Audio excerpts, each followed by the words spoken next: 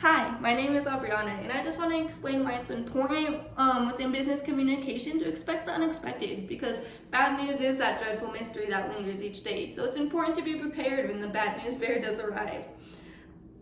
So in order to deliver a successful, less tragic bad news message, it's important to focus on these four aspects. You want to identify who the audience is and their connection to the bad news. How severe is the bad news? What you want to achieve within the message, meaning do you want to have guidance, comfort, or closure? And lastly, how could the message end positively for the receiver? It's important to identify who the audience is so that you can relate and decide the best method of delivery. This is because bad news can be as little as a manager transferring, which doesn't really affect the functionality of the store, or it can be as big as the entire store closing, which puts a lot of jobs at risk. So within Chapter 8, it suggests to deliver the news in person because everyone wants that person-to-person connection. But the media is the best next option when reaching a larger audience, even adding an email in there. So organizing the presentation is also a highlighted aspect within the chapter. So this reels in the next topic or aspect, which is the importance of recognizing the severity of the bad news. Organization does not only focus on the bad news part, but it has baby steps into gently introducing the issue. In Chapter 8, it says, bad news messages that affect people personally or may face resistance require more careful planning.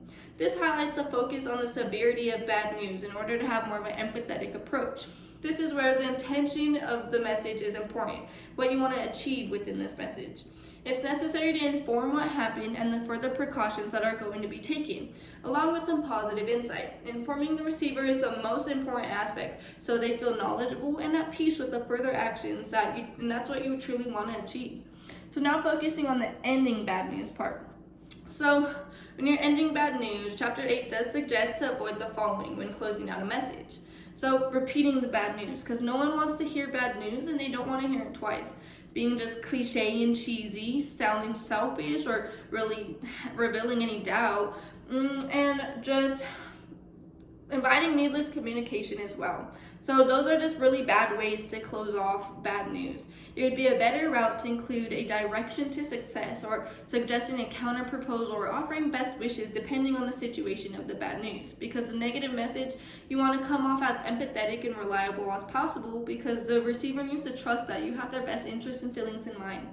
So bad news always shows up at the front door unexpectedly, so it's important to be prepared to communicate it effectively using the techniques of identifying the audience, the severity of the news, the goal, and the use of a proactive closing. No one is ready for bad news, but you will be.